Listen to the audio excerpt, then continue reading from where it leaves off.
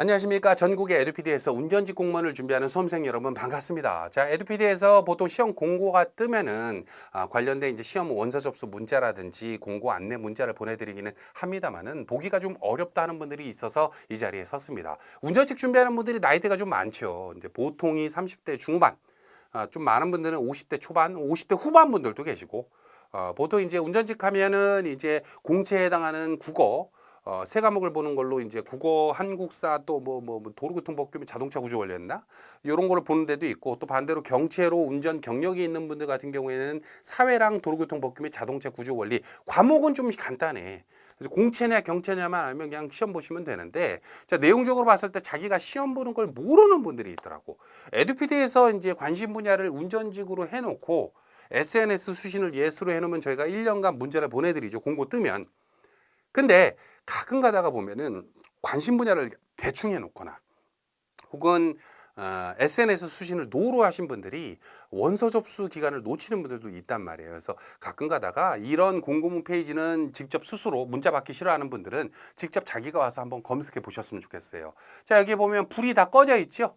회색으로 되어 있습니다. 이거는 2021년도 시험이 다 끝나서 그래요. 그리고 2022년도 시험이 하나둘씩 발표되면서부터 빨간색으로 아래아처럼 불이 켜질 거예요. 자, 예를 들어서 내가 경기도 시험을 본다, 인천 시험을 본다, 이런 식으로 이제 지역을 딱 들어오게 되면 어디 한번 봐볼까요?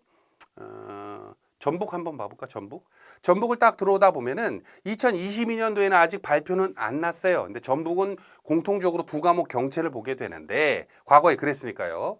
자, 2021년도 때는 어떻게 봤냐면 제일 마지막에 봤던 게 언제입니까? 6월 5일 날 전북 교육청에서 학교에서 스쿨버스 보는 분을 일반인을 12명, 보훈청 3명을 따로 뽑았어.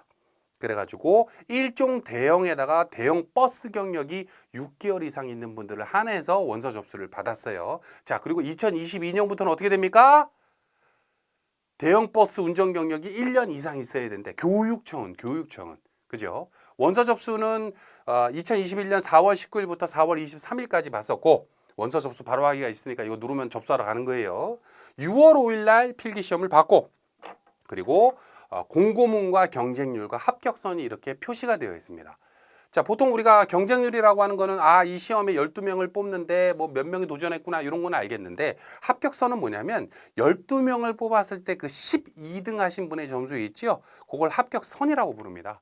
자, 총 12명을 뽑았는데 동점자가 한 명 더 나왔나 봐. 그래서 합격자가 13명이 됐고, 요거에 대한 점수는 82.5점이래. 두 과목이니까 총점은 165점 나누기 2 하면 82.5점 나오죠. 자, 이 두 과목을 82.5점 맞았으면 필기 합격이었다는 소리예요. 그래서 여러분들이 2022년도 교육청 시험을 목표한다라고 한다면 80점대 초반 혹은 중반 정도 목표를 잡고 공부해야 된다는 소리기도 합니다. 이해되시죠? 자, 그리고 경북도청에서는 선생님, 전북 사람들은 시험 볼 수가 있었는데 11명의 일반, 7명의 보훈청, 3명 굴삭기, 1명 로더를 뽑았어요. 각각의 응시 조건이 좀 다르죠. 시험 과목은 마찬가지로 두 과목, 사회랑 도로교통법규 및 자동차 구조 원리를 받고, 원서 접수 기간은 3월 달에 있었네요. 필기 시험은 5월 1일 날 봤어.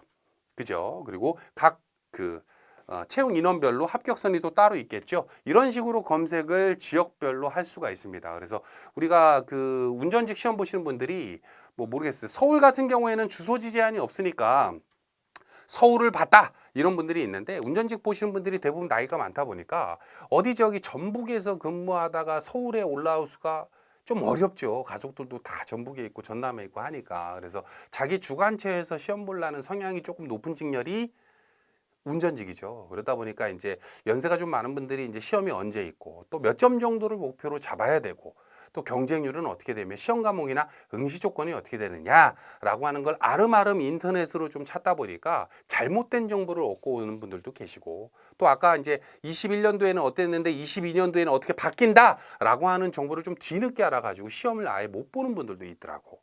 그래서 내용적으로 이런 공고문에 해당하는 거는 주로 뭐 한 달에 한두 번이라도 들어오셔가지고 계속 자기 주관처 불 들어왔는지 계속 보셔야 되겠죠?